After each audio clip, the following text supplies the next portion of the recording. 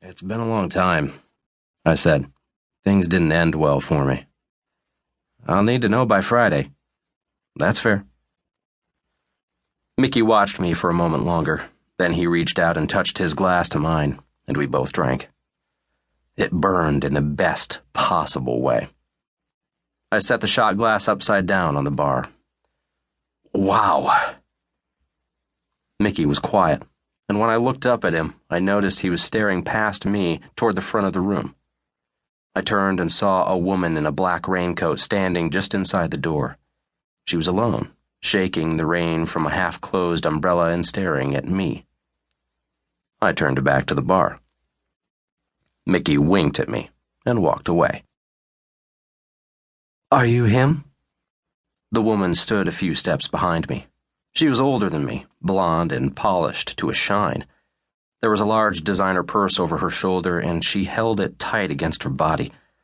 I'd never seen her before, but the way she looked at me gave me hope. I decided to play along. "That depends," I said. "Are you her?" The woman exhaled and glanced back toward the door. Her body seemed to relax and grow tense at the same time, and for a second I thought she was going to walk out. But she didn't. Instead, she set her purse on the bar and slid out of her coat.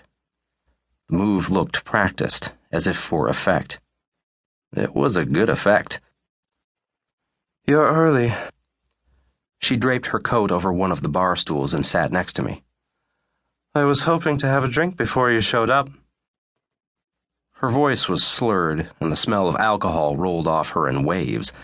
It was obvious that I had some catching up to do. "Sorry," I said. "I didn't know." "We said at 8 o'clock. She looked at her watch. It was a gold Rolex. "It's 1:15. "I've never been good with time." Her eyes narrowed. "A joke." I shook my head, motioned to Mickey. "Forget it. What are you drinking?" "Vodka martini." I repeated the order to Mickey. He nodded and took a martini glass from the back shelf, set it on the bar, and then reached for the vodka. When he finished the drink, he speared an olive with a plastic sword, dropped it in the glass, and set it in front of her. "How about you?" Mickey said. "Ready for another?" I nodded and pushed my glass across the bar toward him. He refilled it and pushed it back. The blonde was quiet until Mickey was gone, then took the speared olive out of her drink and tapped it on the rim of her glass.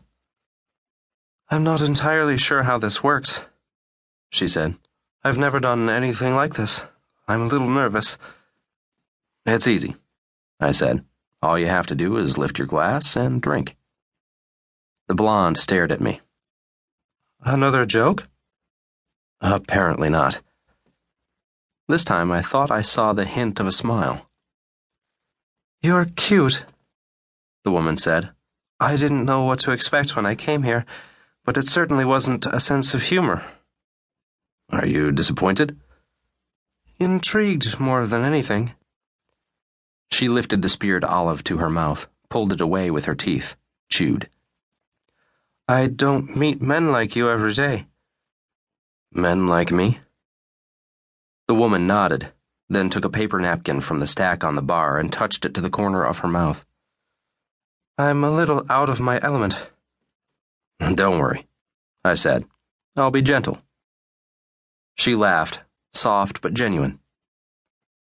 "I may be out of my element, but I'm far from delicate." "Then I take it back." "Are you saying you won't be gentle?" I felt a low buzz at the base of my spine, and I smiled at her. She smiled back. Part of me knew the game had gone on long enough and that I'd taken it too far. Eventually she was going to realize her mistake and leave, embarrassed. I knew that drawing it out was a shitty thing to do, but it had been a long time since I'd shared a drink with a beautiful woman, and I didn't want it to end just yet. "Tell me," I said. "What were you expecting?" "Does that matter?" "I'm curious." The woman took a deep breath, then turned and leaned in, studying me. Up close her eyes were dark, and the skin around them was puffed red, as if she'd been crying. I stared back.